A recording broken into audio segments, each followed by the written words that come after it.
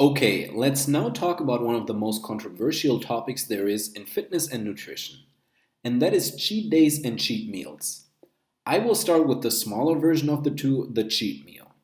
Let's assume you've been eating clean for most of the week, consuming healthy foods like chicken breast, fish, oatmeal, rice, and veggies. And now you're wondering if it would be okay to sneak in that chocolate bar or cheeseburger at the end of the week without compromising your results. This is what's typically known as a cheat meal, a small amount of junk food that you include in your diet as a reward for the hard work you've been putting in. So, are cheat meals okay? Is having some high sugar, high fat food here and there going to have any negative effect on your muscle building or fat burning progress? The short answer is no, as long as you keep your calories and macros in check. Remember what I taught throughout the course. Calorie balance and macronutrients are the most important aspects of your diet. Your body does not view your diet within the context of individual food items. It does not distinguish between a piece of fish, a potato, a cup of broccoli, and a Snickers bar.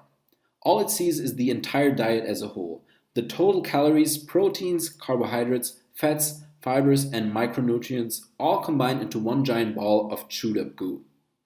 If you're eating clean the majority of the time and then have a slice of pizza, it's not as if a giant red light begins flashing within your body. Fat storage doesn't go into overdrive and your health and energy levels will not plummet. Remember that proper nutrition is all about the big picture. The key is simply moderation and tracking. That's why I always tell my students that 80 to 90% of the diet should be coming from traditional clean and healthy foods, and the remaining 10 to 20% can come from whatever foods they like as long as they fit their total daily calories and proteins, carbs, and fats. This will ensure that your needs are being fully met when it comes to quality protein, fiber, and micronutrients, but it also leaves you with 10 to 20% of your total calories to play around with however you like.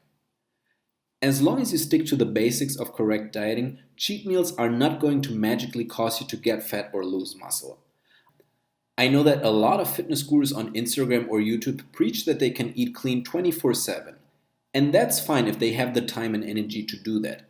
But the average person is often under a lot of stress and requires a more flexible approach to dieting.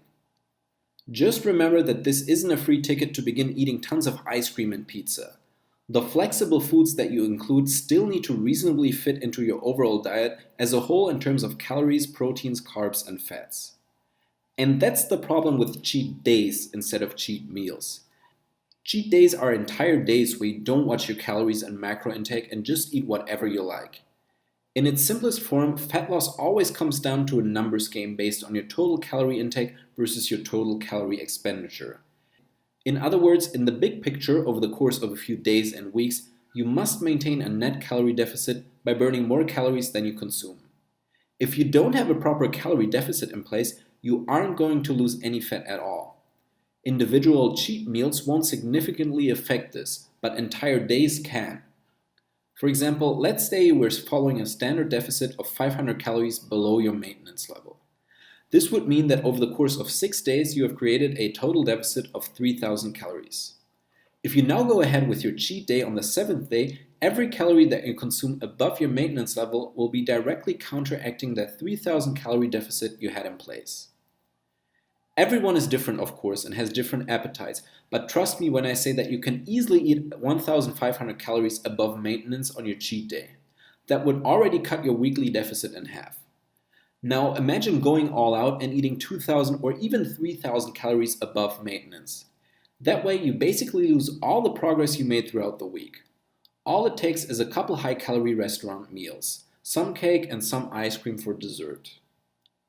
So to wrap things up, always keep an eye on your daily and weekly calories. To lose fat, make sure that you stay at a deficit, and as long as you account for the right proteins, carbs, and fats, you will be fine. Cheat meals probably won't affect this, but cheat days most definitely can. At the end, the best approach is always to develop a flexible diet that fits your individual lifestyle and preferences.